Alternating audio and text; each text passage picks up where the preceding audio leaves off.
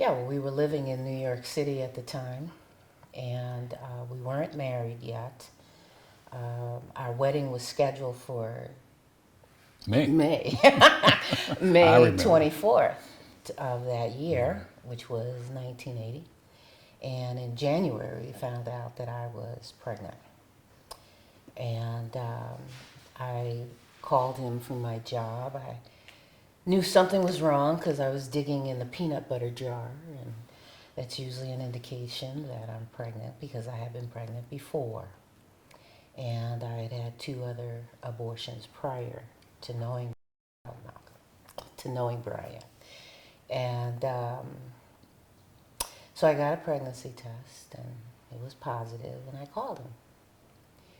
And for the next 3 hours, we talked, and we talked, and we talked. And it was,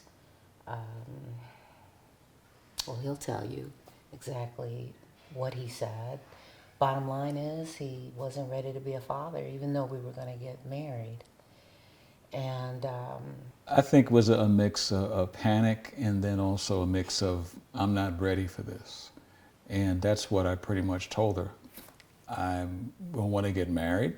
I didn't say I don't want to get married, but I said I'm not ready to have kids right now. I'm not ready for the responsibility. And we went back and forth on the phone, and I did not really, well, not really, I didn't show Denise any support to lead her to the thought that, yeah, we can have this child now. We can jump the broom, that's an expression. We could get married later, cut the cake later, and we could have our child. And so I really, by what I said, but also what I didn't say, push her down the road to her abortion. No, I'm not quite sure I even knew back then you had to, or is it something that we had not really discussed because the need for it didn't come up. So that wasn't a reason for me to say that, no. Abortion is, I'll just speak for myself, abortion is a real selfish thing, especially for men. So I was more concerned about, hey, this is going to affect me, rather than she had two abortions before. it felt like betrayal to me because Brian and I were part of the movement at Rutgers University to divest its holdings out of South Africa. And so we were part of that divestiture movement. Rutgers indeed did divest its funds, and then we took that same movement to Princeton University down the road, and they divested their funds. And so South Africans were really important to us, and having apartheid end. And so when it came to their families, we fought tooth and nail. We traveled all over, we spoke, and we stood up for their rights as a people. But when it came to our child, what was between us, Brian wasn't willing to fight. Brian wasn't willing to travel up and down the road. Brian wasn't willing to do for his own child what we did together for other people's children. So it felt like betrayal in the worst way. You would have thought that when he bailed on me in January that, it would go off in my head like maybe he's not the right guy. This is over. Okay, but that's not how I saw it. I saw a man that I was thoroughly in love with, and his pressuring me on this point was, to me, an ultimatum. It's either me or this kid. It's either us or this baby. And after that second abortion, I had made this promise to this God that I didn't know, and I pretty much worshiped myself, but I made this inner vow that I'd never do it again. And so here comes this situation. And now I'm faced with breaking this inner vow or keeping Brian. And so when I made the decision, it was one of those experiences where, okay, I'm breaking this vow. I'm sick to my stomach. I can't stand him for it, but I got to find a way to get through this process. And so I opted for general anesthesia. I did not want to feel anything. I didn't want to know anything. Um, I was just going to wake up and it would be all over. Well, we went into the abortion clinic, and I remember it was in New York City and it was upstairs. And to this day, I still have problems with scaling the steps to the Lincoln Memorial because it's the exact same steps that took me up to this abortuary. I was praying that somewhere along the line this would end, or that somebody would stop me, but there was nobody out there to stop me. And so we had the general anesthesia, and I woke up to women screaming and crying and yelling, you know, Jesus, forgive me. Oh, I've killed my baby. I mean, it was a horror scene in the recovery room. And so I'm looking for Brian to take me home, and he was not there. So the betrayal continues. I called him up. I will not repeat what I said to him, but he came down and he got me, and that ride home was absolutely deafening. I mean, I let him know I will never do that again, not for him, not for anybody. And it was at that point that I realized, you know what? I think I've made a very, very wrong move here. Maybe this is not my knight in shining armor that I thought he was. And that started an anger that started in my toes. And I literally could feel this anger.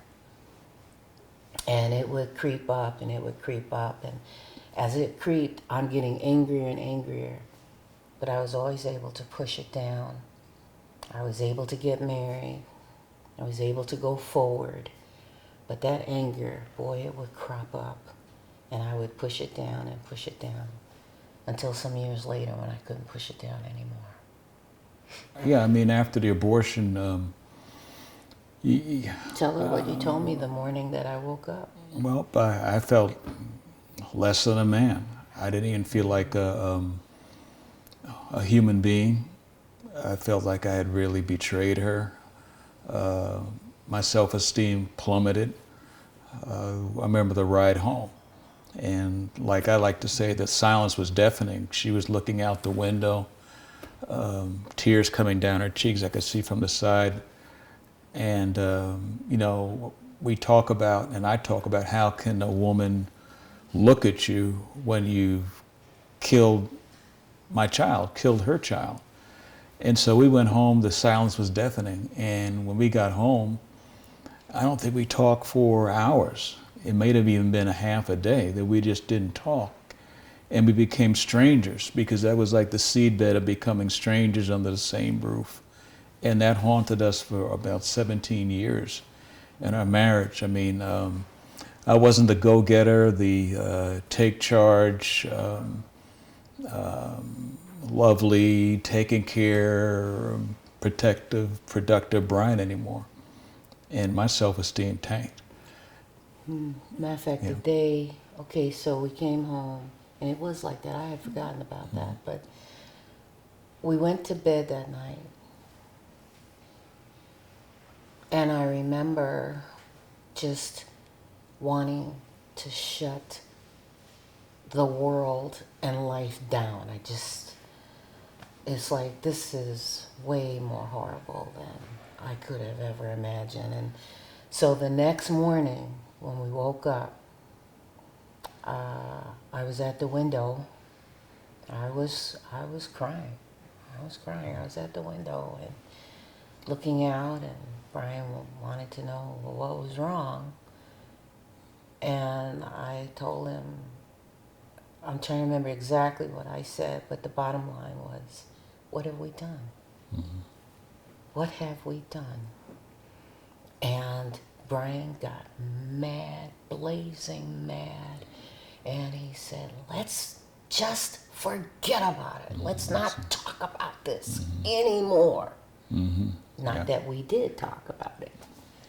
And so we didn't talk for 17 years. And in that 17 years, um, well, I was born. Soon after I was born, we became Christians. And I knew that I had done wrong and had asked God for forgiveness for this thing. But that didn't cleanse my heart. That didn't heal me. Yes, I needed to confess my sins. All of us do. Okay? But it didn't heal me. And so I sacrificed my child on the altar of, we're going to have a better life. We're going to make money. We're going to live well. I'm going to have my career. You're going to have your career. We're going to be this great, wonderful couple. Guess what? We wound up in poverty. Brian sent me down to the welfare office. More betrayal. More, gee, did I make the wrong move? Yeah, I did.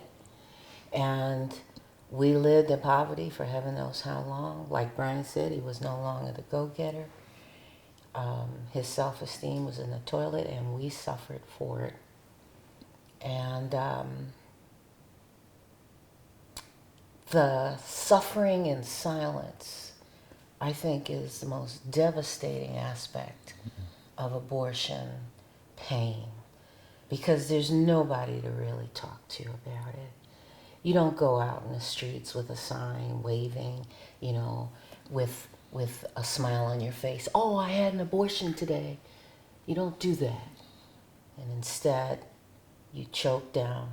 You just keep choking it down. But every time something went wrong with us, it would take me back to that abortion.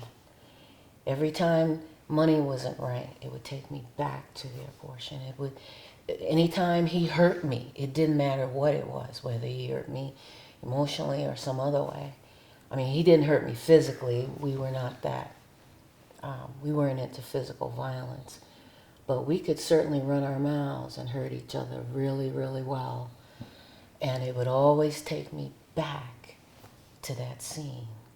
And so again, pushing down that anger, pushing it down, until we couldn't push it down any longer. Well,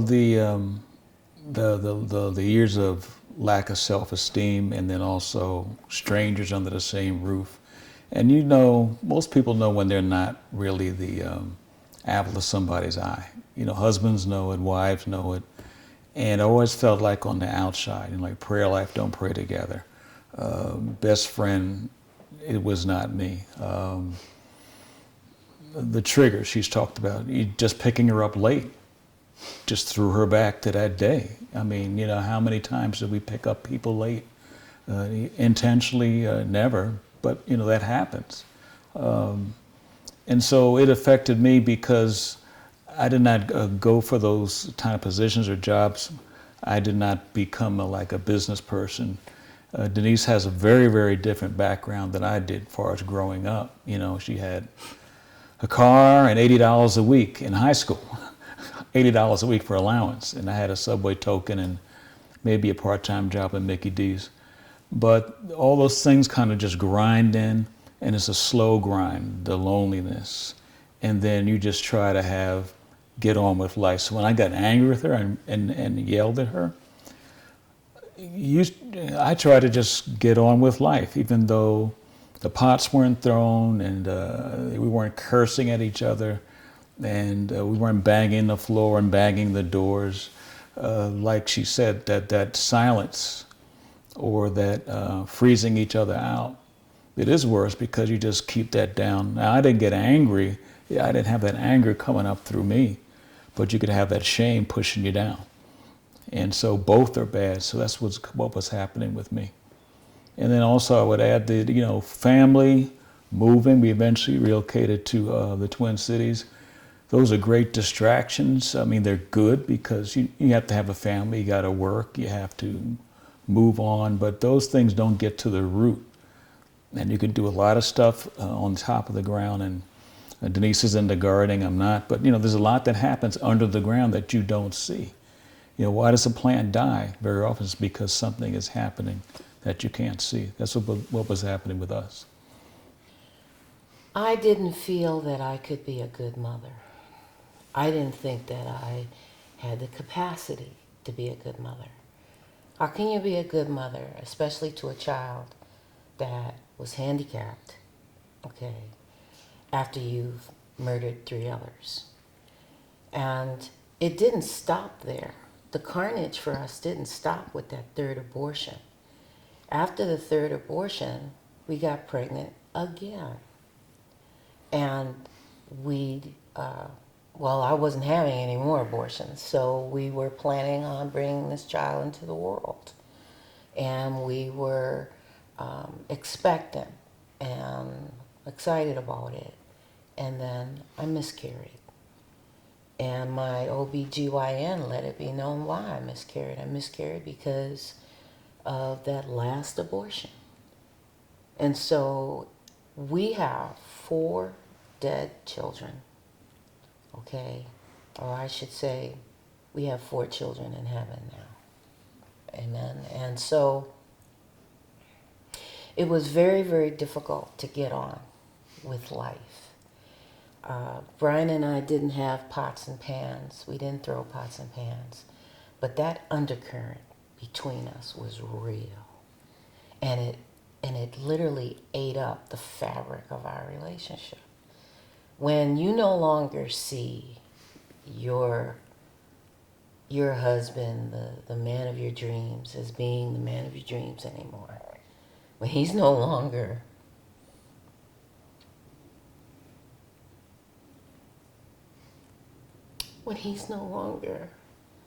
your knight in shining armor, and you're no longer a princess, it kills you. And when I was born, we were trying to have a home birth, and it didn't happen because he went into fetal distress. And when he was born with hydrocephalus and cerebral palsy, and he was mentally retarded as a result. Back then they called it mental retardation. Now they call it mental delays or mental deficiency or mental disability. And I knew in my heart, there's no way you could have told me that that wasn't payback for the murders that I committed. There's no way you couldn't have told me. And Ford, he went into neonatal intensive care. And I went home 4 days later. And he was in neonatal intensive care for about a month. About a month, yeah. What people do to save people's lives. And here I was, not too long before that, killing people in the womb. But when I got home, Brian was in bed, all the lights were off in the house, and I could see through the very ugly curtains that I had in my living room, there was the light beaming through, because New York never sleeps. There's always lights on and there's always noise going on. And his crib was in the living room, and I just got down on my knees, and I was New Age. I didn't know anything about Jesus or God or anything. And I just got down on my knees, and I just started to pray. And I said to God, all I'm asking is that you not take my sins out on that boy. Don't harm him because of what I did. Give him a chance. Give him an opportunity to live a life. And then I told this God that I didn't know who he was. I said, but I've heard about you. I've heard about how you want your pound of flesh. You demand a pound of flesh. So if if you want to kill somebody, hey, why don't you kill me? Okay, and in killing me, guess what? Well, you know what? You're going to have to take care of Brian, and, you know, he's going to need another wife or somebody because I'm not going to be here, and you're going to need somebody to help him take care of me because I'm the one that deserves to die. I'm the sinner here. And so I cried my eyes out, and all I know is I went to bed, and it was the best sleep I've ever had in my life. Even to this day, it's still the best sleep I've ever had in my life. But I woke up the next morning and I needed a Bible. I wanted a Bible. I was literally hungry for a Bible. Well, I'm a New Ager. You know, I tried to read the Bible years ago and it didn't work. But I was hungry for a Bible, and I opened up that Bible and I started in Genesis. And then all of a sudden, everything started making sense. And then I found out later in the book of John what had happened. I found out who Jesus was, okay? And then 6 months later, I kept pestering Brian about stuff I would read in the Bible. And 6 Well, months he didn't later, pester me that much. well, okay. I mean, She shared the good news a lot. but I didn't know, you know, I mean, I was just so excited at what I was reading. And so I would just share it with him. And then 6 months later, he came into the kingdom. And that started the good news in our life. But it was the beginning of a work of healing. It was the beginning of seeking out the Lord Jesus Christ and the beginning of being healed.